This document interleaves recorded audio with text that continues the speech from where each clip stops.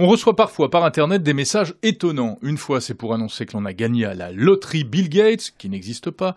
Une autre fois, c'est pour une chaîne de solidarité en faveur d'une petite fille qui aurait disparu. Méfiance, prudence, il s'agit très souvent de hoax, des canulars.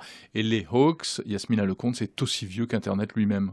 C'est même encore plus vieux puisque le concept de canular existe bien avant les nouvelles technologies. D'où vient le mot ? Alors a priori, le mot hoax viendrait de l'expression anglaise hocus pocus, qui a un peu trait à la magie. Le concept, c'est la manipulation, la tricherie, un peu une arnaque, quoi. Alors il y a eu des hoax très célèbres, hein. Oui, est-ce que vous avez reçu peut-être ce mail d'un grand prince saoudien qui voulait virer quelques millions d'euros sur votre compte, mais exactement. avec votre aide, bien sûr? Oui, bien sûr. Ou peut-être cette petite fille qui avait besoin d'un don de moelle osseuse très urgent, qui s'appelait Léonie, puis Amélie, puis Céline, peut-être? Voilà, on ne sait jamais si c'est vrai ou pas, mais 9 fois sur 10, c'est complètement faux. 9 fois sur 10, c'est faux. Et le problème, c'est que lorsque vous recevez de la part de vos amis 5 ou 6 fois le même message, vous pouvez commencer à y croire vous-même.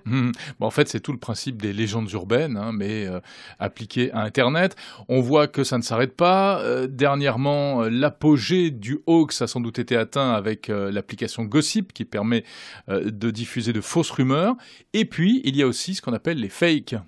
Les fakes, ce sont tout simplement des faux. Ce sont des photos qui sont truquées à l'aide de Photoshop.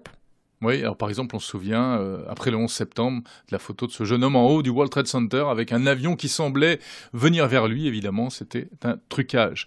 Bon, Yasmina Lecomte, comment vérifier s'il s'agit ou pas d'un canular ? Alors déjà, faites un peu appel à votre bon sens. Ces mails sont généralement truffés de fautes d'orthographe ou d'incohérences.